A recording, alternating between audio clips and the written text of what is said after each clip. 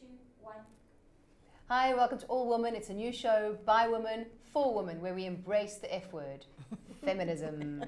My name is Fiona Fury. I'm Kia Johnson. And I'm Makati Mukwena. So we've started the show because as women, the media force feed us this idea of women must be perfect and beautiful and everything is wonderful and everything is fabulous. And honestly, no one's life is like that.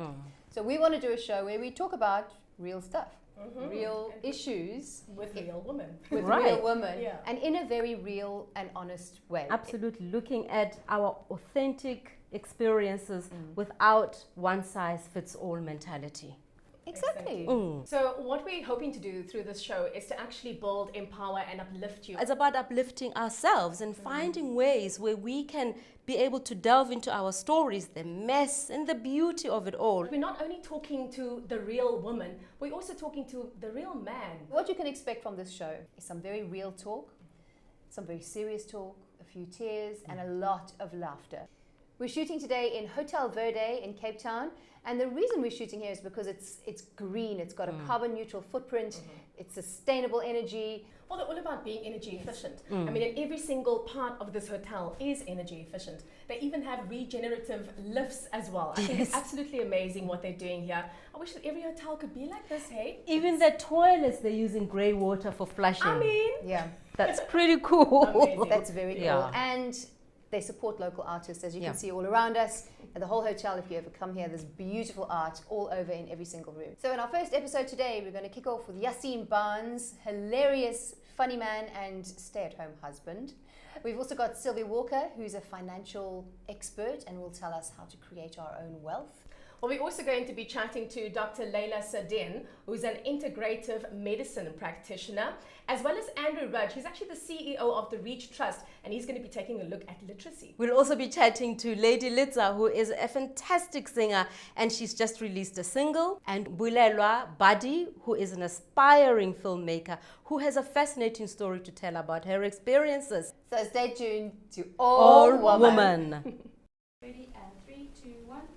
Welcome back to All Woman, real talk for real women. And for our very first guest of the entire season, we've got a man. In fact, a stay-at-home husband. Yaaseen Barnes. Hi. What the? It's such a weird thing when you go stay-at-home husband.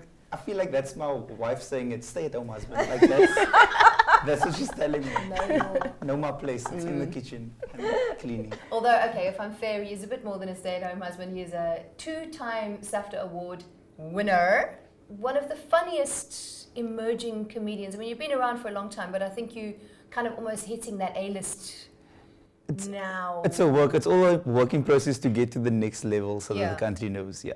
So, okay, I've got to start at the stay-at-home husband bit. Because, you know, we'll get to the awards later. Yeah. When I phoned you during the week and you're like, I phoned first of all at 9 o'clock in the morning. I thought, he's going to be in bed. And then you said, no, I spend my whole day cleaning. I had a judgmental moment when I was like, there's cleaning and there's cleaning. You know, I don't know any men who clean. And it's like, and I thought, that's terrible of me.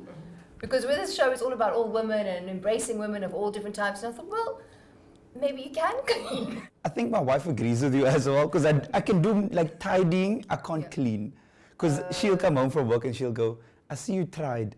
And I appreciate your efforts, but you need to do this and you need to do that. So I was like, okay, it's fine.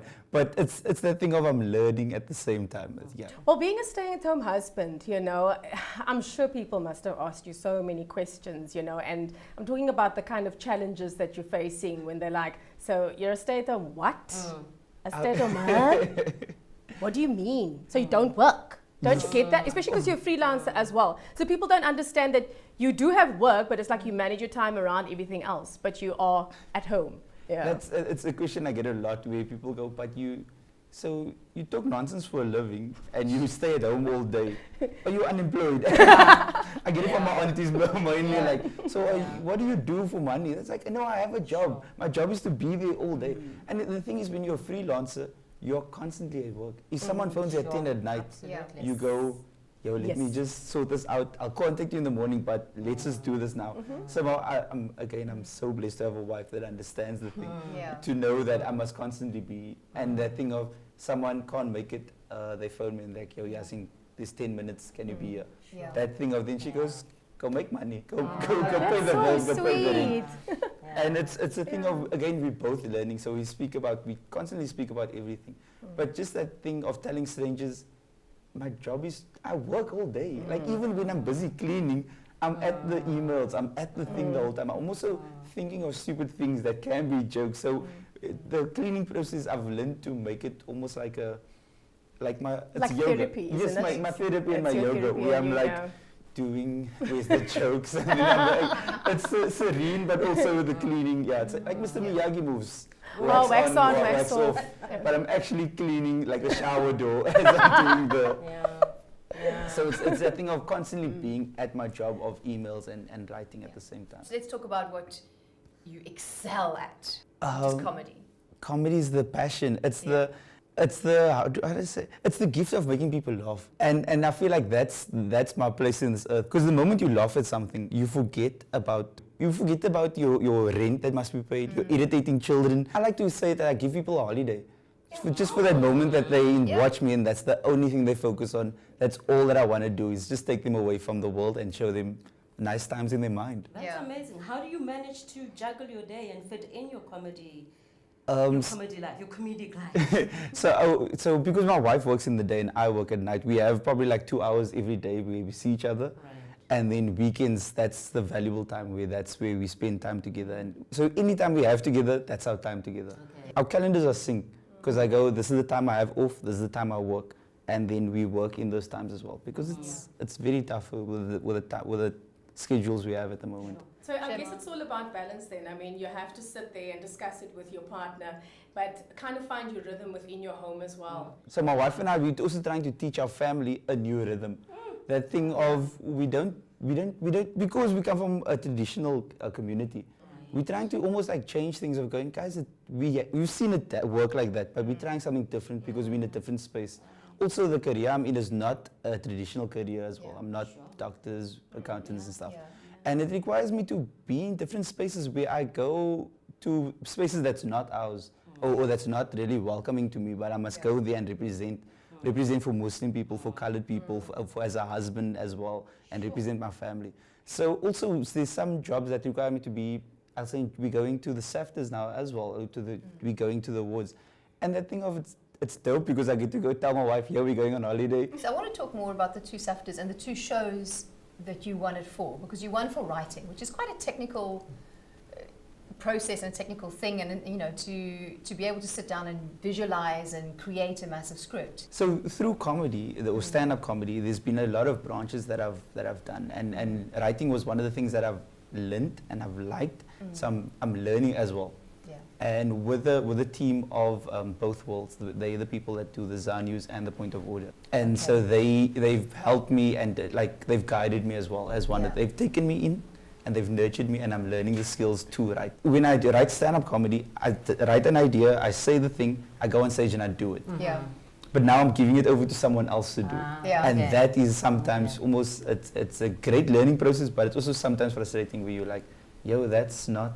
But you have to release it. You must really allow it to become someone else's. Because you have the actors do their thing, and you have the directors do their thing, and it all just becomes part of the process to make it better as well. For Point of Order as well, that was with the game show. So you sort of writing and then you let them go, like because you have comedians also take it. So comedians take your work and they just make their own of it. So it's like, wow, guys, that is not what I wrote, but do the thing, carry on. You sit there watching it, you're ruining it. You're just like, God, guys, I'm funnier than that. What you said is not my thing, but sometimes you also see them on the other side again where they make it better. Because I have my own, we all have our own voices. So when we say something, it's the way we think of it.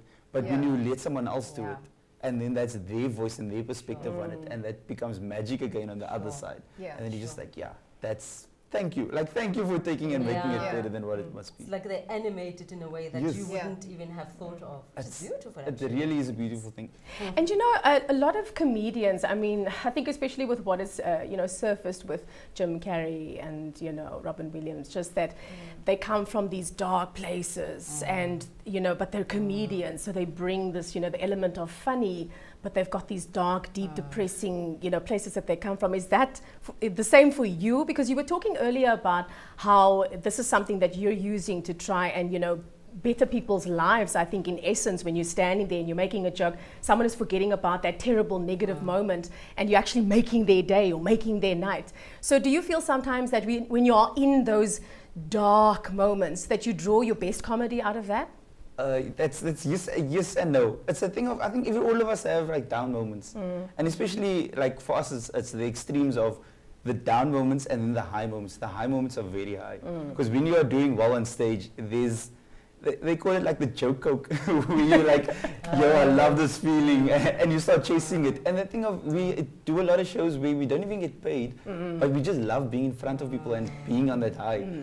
But the low, there is a downer as well. Again, so then there's times where I do nothing for the day and I take the day off.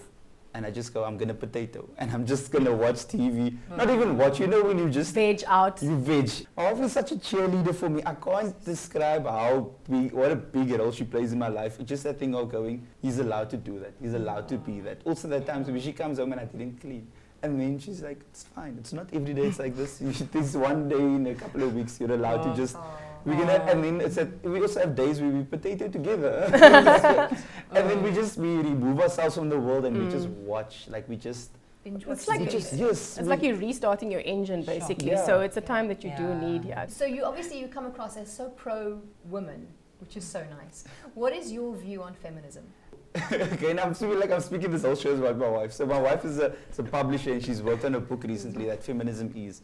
And in her process of working with the book, I've learned a lot as well. Yeah. Especially, I'm on social media a lot, so I've learned from social media what feminism is. And my own personal take is feminism is inclusivity and equality. And inclusivity as in the thing of everybody gets included in projects and opportunities, and we all get equal opportunities at projects as well. I'd say opportunities in the world.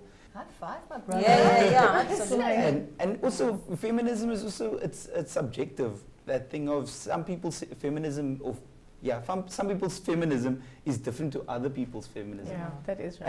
And you can't judge someone else's view on something because you get women who like being obedient to their husbands. Like, as in that thing of they listen to and they serve their husbands. And it's not a bad thing. That's their take on feminism. And then you get other women who choose to do their way of doing things. And that's their feminism. And I think feminism is also, I feel like I'm mansplaining by saying this. No, but actually you're summing up exactly what we want to do with this show. It's women, there's so many different women in the world, and that's exactly what we want to create, a space where women are women, irrespective of whether you're a stay-at-home mom or a CEO of a Fortune 500. The whole point is that you have the choice to do that. And that's my thing. And I run gigs as well where I want women to start. I want people of color to start. So I want to open the doors and to ask women and tell women, like, this is a thing that you could do.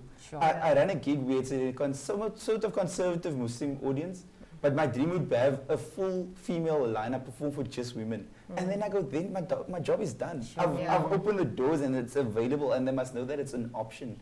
And also, because again, once you step into comedy, there's so much other things you can do. And I want to make the circle bigger, guys. Nice. Amazing. Nice. Well, that's a wrap on our first guest. Thank you again, Yaaseen. It was absolutely amazing having you and for shedding just your view and your light. I think you've actually opened up our minds here as well. I'm trying, guys. Well, definitely stick around because we have got one of the most amazing singers, I think, personally here in South Africa. She is an absolute star and her name is Lady Litsa. All women